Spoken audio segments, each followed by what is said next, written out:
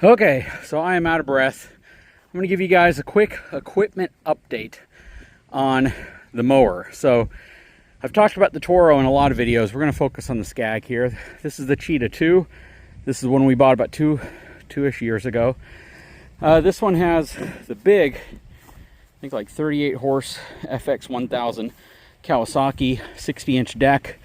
This is as commercial mowers typically get. The main reason I say that because I see a lot of cities and big companies actually using these things.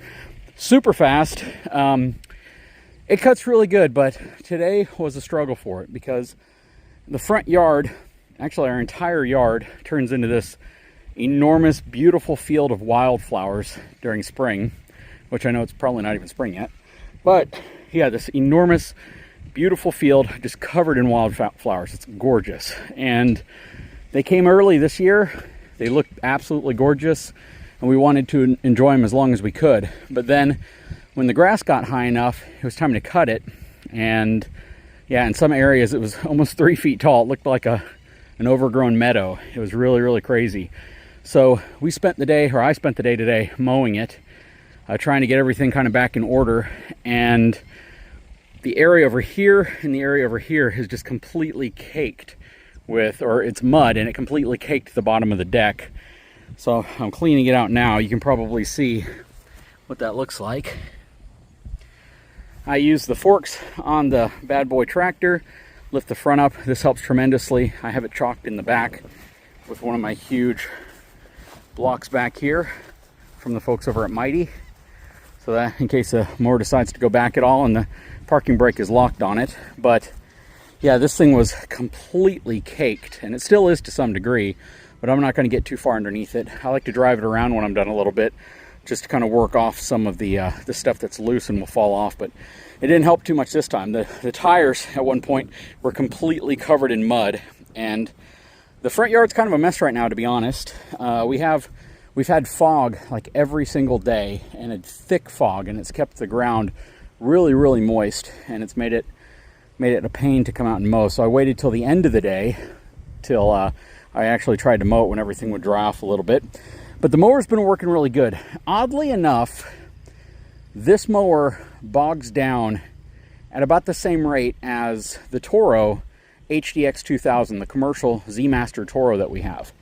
Now, my question for you lawn care professionals out there, and if Brian's Lawn Maintenance is watching this, it'd be a really good time to answer this question, is what's the point of having a 38 horsepower Kawasaki when a 24.5 horsepower Kawasaki seems to perform just as well? They both tend to bog down in the same spots. They both tend to get to the point of almost stalling. Even when I go incredibly slow and I start at a higher deck height, I started at 4 inches, then I worked my way down to 3 3/4. I'm sorry. And they both, in the same spots, tend to want to bog down, even though this one has a significantly more powerful Kawasaki commercial engine. They both have same age on the blades, and they probably have the same number of hours on the blades as well. It's just it's a very similar experience. I personally like riding the Cheetah 2 on the yard we have here because there's so many big ruts that this suspension platform actually works really well for me. When my father's out here helping me, he loves riding on the Toro because he loves that much cushier suspension.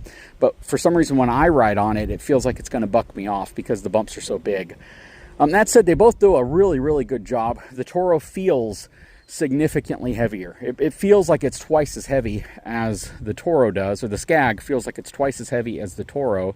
I believe the Toro's between like 800 to 1,000 pounds, and this one's like 1,100 to 1,300 pounds, something like that. So this is certainly a heavier unit, but it feels a lot heavier than that. The other problem that I run into is they both like to skid around a lot when the ground is damp. Now, not rain damp. We haven't had rain in a while. Well, we probably had rain about a month ago, but we haven't had rain since. And the fog has done just enough to saturate everything to where it's pretty nasty and slimy out there.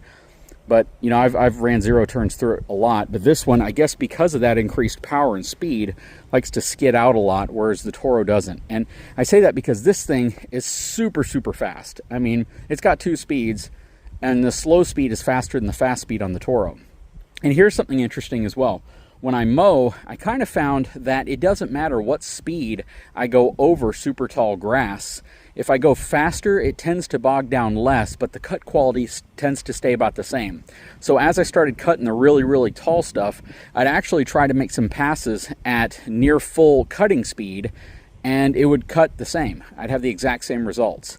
So I'm wondering if the blade velocity is just so fast on this mower that the speed in which you cut isn't as much of a factor, because again, it felt more likely to bog down when I was going slower, which is interesting to me because I've always felt like you kind of creep up and back off when you're going over really, really thick, really dense stuff.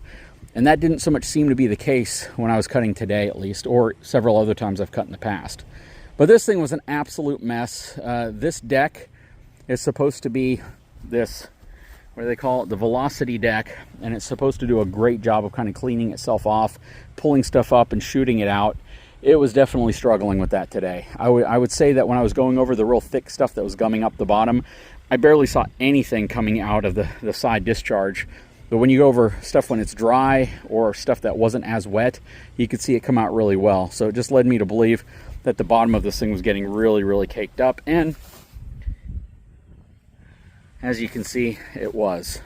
But overall, I'm really, really happy with this SCAG and the Toro. They both do a commendable job. I can see why cities would want them. I'm just a little confused by the increase in power and what that actually equates to in cutting performance. Perhaps, again, it's just going so fast that it doesn't matter how fast you cut. And maybe the purpose of the SCAG Cheetah 2 is to be able to just cut at a super fast speed and still get the same quality, and maybe even better quality than if you were cutting at a slower speed, which to me, again, kind of works counterintuitively from what I'm familiar with. Bad Boy tractor's been really good. I really do need the size up from this, though, the 4036 or the 4035, whatever it is. This is the second to largest series that they make, and then they make the one that has the full cab, which is also based off the 4000 series. This one works pretty good for the most part. I mean, I can do a lot of really great things with it. Even with the forks, I still have the lifting capacity to do this from the very front of them. I have not gotten into a situation where I haven't been able to use this, except when it comes to moving really, really heavy stuff. So whenever something approaches about 1,000 pounds is really where this thing stops lifting. It doesn't have the strength to do it. And that's why I wish I had, at least another 1,000 pounds worth of lift capacity. I think that would come in really handy, and it would help me move some things around that I currently can't. But I have to tell you, the number one upgrade I've put on here, besides the fork, would have to be this 2-inch receiver that drops into my Category 1 E-hitch from Speco. This is phenomenal. I love it. I love being able to put stuff in here without having to get bushings for everything. My neighbor, who's currently running his John Deere over there, he's putting a really cool garden in the back. He has to get bushings for everything, even though he has a speed hitch or a speed coupler back here. But I love this setup right here, and we actually used it on his tractor yesterday to do some trenching, and he absolutely fell in love with it. So yeah, he can definitely use one of these as well. But just having that 3-way plus a hook hitch in the back gives me a tremendous amount of flexibility if I want to move trailers around whenever we mow, if I need to go somewhere and hook up to something real quick and drag it around. And so far, what I've seen is that I have probably close to 800 pounds or more worth of lift capacity back here, because even when the dump trailer is super full and we're pushing 650, 700 pounds worth of tongue weight, I typically have no problem at all hooking under it, lifting it up, and pulling it wherever I need to pull it. So very, very happy with that. Overall, a lot of people said that I made a risky choice going with Bad Boy because it's essentially like a Branson. It's made by a company that makes a ton of different products, and they all kind of look the same except with different badging on it. Bad Boy mowers are made here in the US, but this is, I believe, a Korean or South Korean product. It has worked absolutely flawless for me.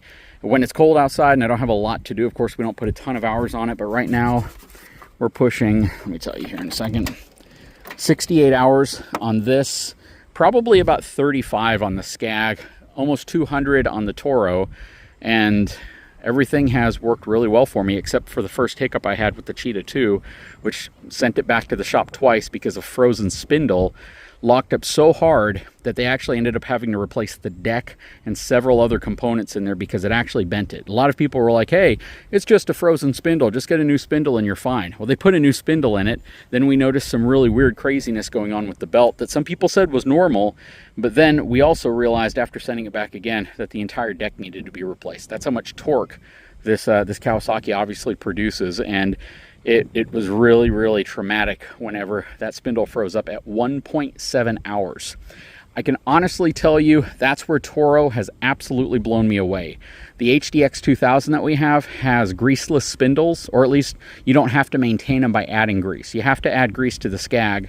We have nearly 200 hours on the Toro, haven't had a single spindle problem whatsoever. It's been stupid reliable, and I love that. I love the fact that we haven't had any issues with spindles. We're on this one 1.7 hours, probably because when I bought it, they forgot to grease the spindle. They failed to grease the spindle. I don't know what happened, but it probably didn't have grease in it. It probably self-detonated and just froze itself up, caused a lot of problems, a lot of issues.